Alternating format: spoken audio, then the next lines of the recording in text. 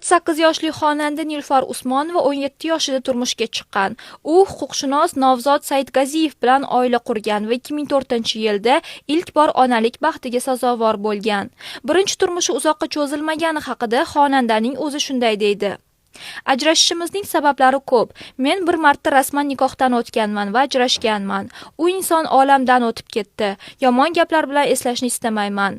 U 5 qiz ichida o'sgan yagona o'g'il farzand edi.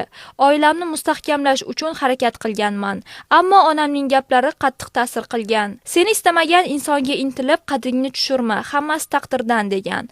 Qaynonam ham xuddi onamdek cho'rtkesar ayol edi. O'g'liga yoqmayaptimi, ajrash degan.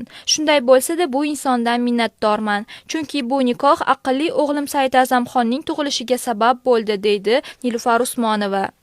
Hozirgi kunda Nilufarning 5 nafar farzandi bor. Xonanda intervyularida yana farzand ko'rish niyati borligini aytib keladi. 7 ta bolam bo'lishini orzu qilaman. Ular bir-biriga tirgak bo'ladi. 5 farzandimni yolg'iz o'zim tarbiyalayapman. Yolg'iz ayollarga qanchalik qiyinligini yaxshi bilaman. 5 bolaning ta'minoti uchun hamisha harakatdaman, deydi u. Siz o'zbek shou biznesidagi serfarzand mashhurlardan yana kimlarni bilasiz? Izohlarda yozib qoldiring.